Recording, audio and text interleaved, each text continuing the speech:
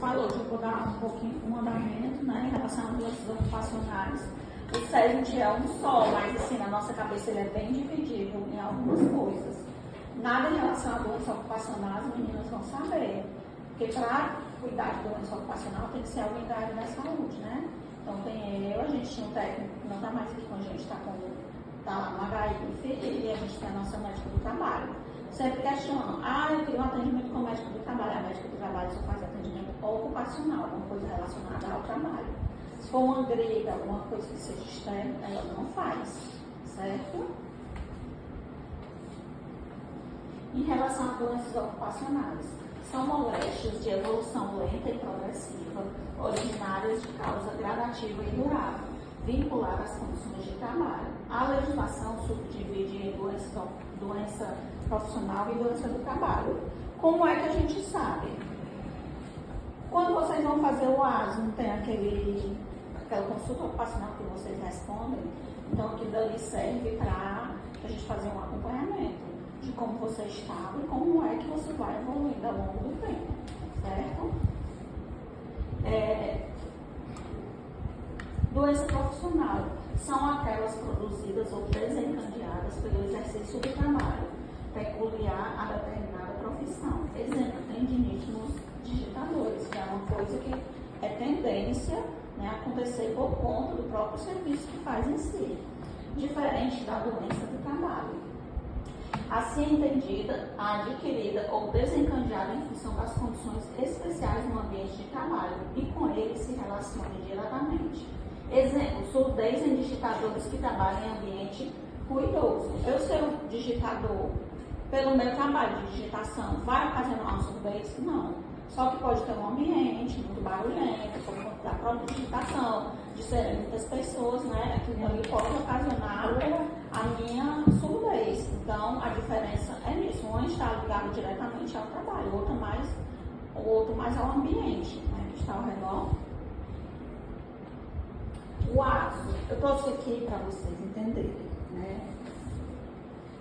O ASO é um atestado de aptidão emitido sempre após um exame médico, que tem como objetivo avaliar se o funcionário está apto a trabalhar na função, principalmente nos casos onde há exposição a algum tipo de risco específico. Nesse ASO devem constar, além dos dados do funcionário, os riscos inerentes à função e os exames complementares relacionados a cada risco. Aqui, para a gente definir esse ASO, a gente tem um documento, que é o PCMSO, certo? Programa de controle ocupacional, de controle médico e saúde ocupacional, esse é um documento. O PCMSO, ele é gerado através do PGR. Deixa primeiro o PGR para vocês. O PGR vai definir aqueles riscos lá que a Cris mostrou, de acordo com o grau de cada setor, certo? Função em cada setor. Vou pegar aqui um setor, vou mostrar para vocês. Esse daqui é do Nossa Senhora, mas a gente já tem o daqui. Farmácia. Como é que tem dizendo? Aqui tem farmácia central. Aí tem as funções, auxiliar de farmácia, coordenador farmacêutico, quantidade de funcionários, a caracterização do serviço, o que eles fazem, né? E os riscos. Aí aqui, risco físico, não há.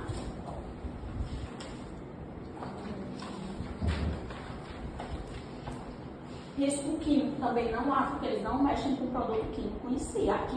Aqui nesse hospital, o Edvan, que é o engenheiro, classificou todo mundo da assistência com risco químico. Por quê? Porque eles usam um produto, né, que não vem ao caso agora, mas eles podem utilizar um produto na assistência ao paciente que vai caracterizar o risco químico. Então, ele preferiu classificar todo mundo da assistência, porque há um rodízio de setor, certo?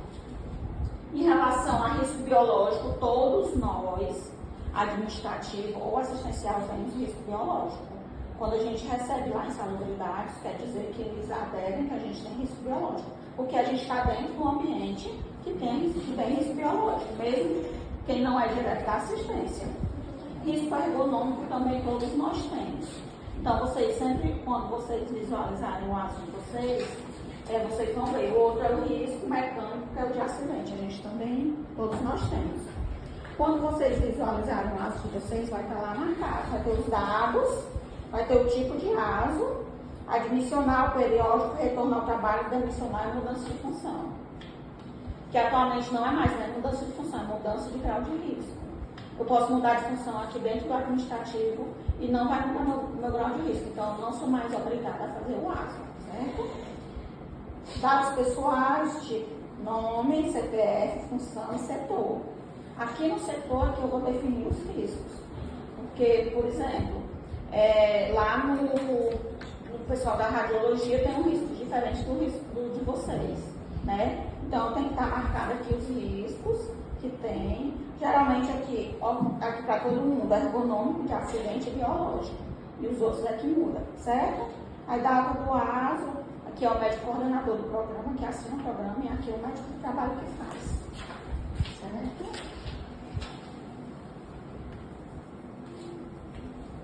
Em relação à ergonomia. Lá no Nossa Senhora a gente tinha muito problema em relação à ergonomia. A gente não tinha mobiliário adequado, o ambiente também não era adequado, né? A gente espera que melhore. Aqui a gente está um pouco melhor, não totalmente adequado, mas a gente está um pouco melhor. Ergonomia, a palavra de origem grega, que significa ergos, trabalho, e nomos, regras, regras do trabalho. O conceito dela é regras para a organização do trabalho. O objetivo é a perfeita adaptação do local de trabalho ao homem com mais conforto, segurança e eficácia. É muito individual, né? Porque uma pessoa mais alta não vai ter a mesma ergonomia do que uma pessoa mais baixa. Então, assim, é muito individual e bem difícil de ser 100%.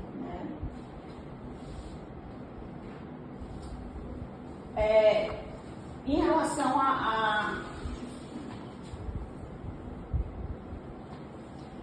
aqui são dois tipos de doença que a gente tem, é muito relacionado à ergonomia, né? A ergonomia não ok, podemos dizer assim. A LEC são lesões por esforços repetitivos.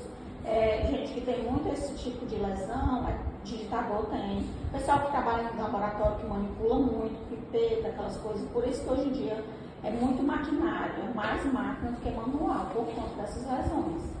E DORT, que é doenças osteomusculares relacionadas ao trabalho. Aqui, no nosso ambiente hospitalar, num local que eles reclamam muito disso, é o asseio. Porque eles falam, né, da posição que vai ajudar a amamentar, para ajudar a mãe, reclamam muito. Não estou dizendo que nos outros não tenham, mas os funcionários sempre falam. O diagnóstico demanda atenção e cuidados especiais do trabalhador, já que costuma ser confundida com uma simples torção ou má posicionamento. É causado por movimentos repetitivos ou por posturas inadequadas, anti-ergonômicas. A diferença é que não vai ficar bom, vai cada vez mais progredir, porque você continua fazendo aquele movimento. Desconfortos causados pela má postura, dor no pescoço, dor nas costas, dor nos braços e antebraços, dores nas articulações das mãos, sensação de cansaço. Uma pessoa, não sei se vocês têm, eu tenho tendinite, na verdade eu não tenho tendinite, eu tenho um cisto. Mas o meu cisto, ele dói a minha mão, dói meu cotovelo, dói meu ombro, às vezes dói minha escápula, o cisto que eu tenho aqui. Porque é tudo interligado, né? Então assim, uma simples má posição pode ocasionar várias coisas. Deixa eu tirar a foto desse homem e botar ela. LER é uma síndrome constituída por um grupo de doenças. Tem tendinite, tenossinovite, bursite, epicondilite, síndrome do túnel do carpo, gatilho, enfim, muitos, né? Principalmente sobrecarrega o músculo esquelético. Esse distúrbio provoca dor e inflamação e pode alterar a capacidade funcional da região comprometida. A prevalência é maior no sexo feminino. Não sei porquê, acho que mais pelo trabalho mais manual, né? A DORT, que é a doença osteomuscular relacionada ao trabalho, é causada por mecanismos de agressão, que vão desde esforços repetidos continuadamente ou que exigem muita força na sua execução, até vibração, postura inadequada e estresse. Quem tem muito é digitadores, músicos, esportistas, pessoas que fazem trabalhos manuais, como por exemplo tricô e crochê. Vocês imaginam aquele pessoal que trabalha com aquelas brincadeiras de asfalto, que fica naquela habitação, né? Bem. Vocês já ouviram falar disso daqui, higiene do trabalho? É uma coisa bem diferente. Princípios gerais da higiene do trabalho e de medidas de controle de riscos. A higiene do trabalho tem alguns objetivos principais, são eles: eliminação das causas de doenças profissionais, aumento da produtividade e propor medidas preventivas de acordo com riscos encontrados e controle das exposições inadequadas a agentes ambientais. Então, higiene ocupacional é mais relacionada em organização do meio de trabalho, do ambiente de trabalho, para diminuir a doença. Né? A gente pode pensar mais assim. Etapas de higiene do trabalho: reconhecimento, a avaliação e o controle. Vou dar um exemplo para vocês que a gente tem aqui. Quando o Edmond vai fazer esse documento PGR, ele vai lá no CME. Aí lá no CME tem uma máquina que faz muito barulho. Então ele vai lá, faz o reconhecimento da máquina, o reconhecimento do setor, do ambiente, né? Aí através desse reconhecimento do ambiente, ele vê que tem muito barulho. Ele faz a avaliação. Aí ele vai colocar lá no PGR, que é o Programa de Gerenciamento de Riscos, que lá naquele específico setor tem uma máquina que faz mais barulho do que em outro setor, certo? Então, ele vai fazer o controle através de uso de EPI, EPC, né? Pode ser também rotatividade de setor, vai depender do setor, certo? Então, assim, geralmente os ambientes que tem mais, ele tem EPIs diferentes. Tipo, o CME tem EPIs diferenciados, o pessoal da radiologia também tem, certo? Deu para entender basicamente como é, né? Ações preventivas no ambiente da empresa, no âmbito da empresa, podem ter relação com o processo industrial, como por exemplo, sinalizar e estabelecer o isolamento de áreas tóxicas e substituição de produtos químicos. A gente pode falar em isolamento não só de toxicidade e produtos químicos, a gente pode falar em geral. Por exemplo, tem um local aqui que toda vida que eu passo, sempre quando tem algo errado, eu sinalizo. Quando a gente vai sair lá no estacionamento, tem uma rampa e eles fizeram outra rampa. Pronto. Ali o risco de queda é enorme para a gente. Não sabemos quem foi que fez, ali não tem nada com gente. Só que a gente já está batendo para tirarem ou sinalizarem. O correto é ter um corrimão. Logo após, não sei se você já viu, tem uma tampa, tem uma caixa que tem uns cones em cima. Aqueles cones estão lá para sinalizar, não é enfeite. Aí o pessoal de outra obra vem, tira o cone, está fazendo uma obra aqui dentro. Aí tira lá o cone e vai sinalizar a obra aqui dentro, deixando lá sem sinalização. Se está lá sinalizando é porque tem risco de alguma coisa. Né? Então, assim, a gente da área da segurança, vocês como cipeiros, a gente tem muito esse olhar. Eu estou vendo isso daqui, já estou vendo que é um risco de acidente. Então, a gente sempre sinaliza ou pede para alguém sinalizar. Certo? Ser administrativa, como realizar investimento em treinamentos, redução de tempo de exposição do trabalhador, monitoramento da saúde, estabelecer procedimentos seguros para espaço confinado ou ambiente de trabalho com risco de contaminação. A gente não é 100%, mas a gente tenta fazer ao máximo, né? Está relacionado com os funcionários que, após adotar outras medidas, é necessário garantir o controle e a entrega de EPI e EPC. Para a Associação Brasileira de Higienistas Ocupacionais, a prevenção da higiene ocupacional também passa por uma relação entre melhoria contínua da gestão de segurança ocupacional, implantação do programa de segurança do trabalho e cumprimento das normas de vigilância à saúde dos trabalhadores. Noções sobre legislações trabalhistas. Né? O que é legislação trabalhista e previdenciária de saúde e segurança do trabalhador? Ambas têm a mesma finalidade, proteger o colaborador durante o exercício da atividade laboral de riscos físicos e que podem debilitar a sua saúde. Contudo, existem algumas nuances próprias de cada uma delas. A CLT trata dos direitos e obrigações do trabalhador e define o que o empregador deve cumprir. Então, aqui é a mesma coisa de falar daquelas nossas normas. Elas vão definir o que é que a gente, como empregado, como trabalhador, tem a obrigação de fazer, dever e obrigação, e o que a empresa também tem a obrigação, certo? Em relação às normas, né, as normas regulamentadoras, que são o que regem a gente, tem a NR5, que é da CIPA, tem a NR6, que é de equipamentos de proteção individual, tem a 7, que é a do Programa de Controle Médico de Saúde Ocupacional, que é o PCMSO. Depois eu vou mostrar para vocês, que eu comecei a falar e não terminei. Deixa eu mostrar para vocês. O PCMSO é esse nosso programa. Depois o Edman faz lá o IGN, que é o engenheiro, que é a segurança do trabalho, aí é criado esse outro documento, baseado naquele. Nesse documento aqui também vai ter os riscos e vai dizer os exames que vocês precisam fazer, o tempo de acompanhamento também. Por exemplo, vou falar do raio-x novamente porque é diferente. O que é que a gente tem aqui hoje?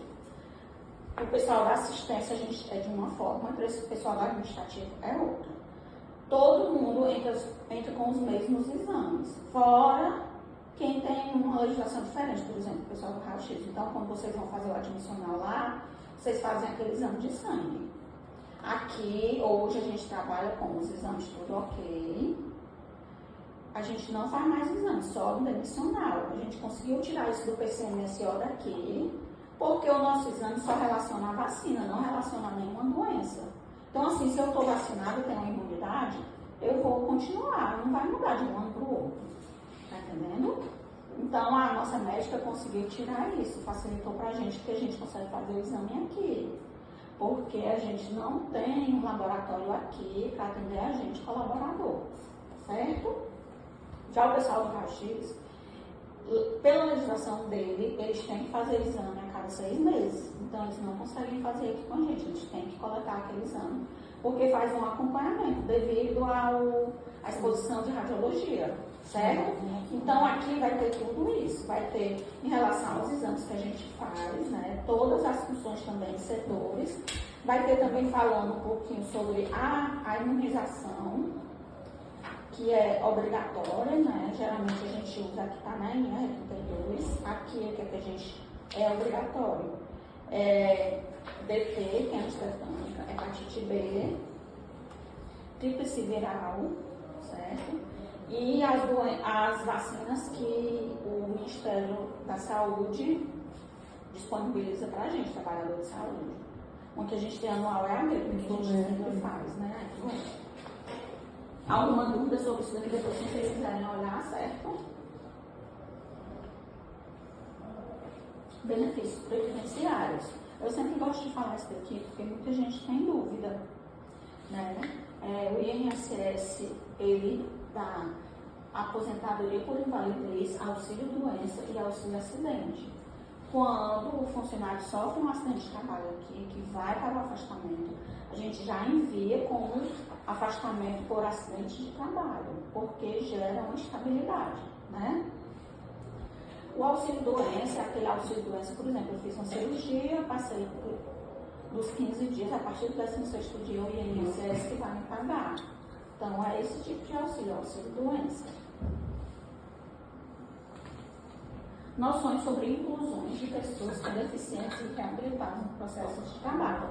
Lá no Nossa Senhora era bem difícil a gente falar isso daqui, porque a gente trazer um deficiente para lá era bem complicado, né? Porque lá era zero economicamente falando, acessibilidade, não tinha, a gente espera que melhore agora. Aqui está um pouquinho melhor, né?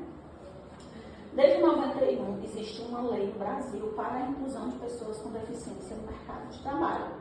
Contudo, só a partir de 99 as empresas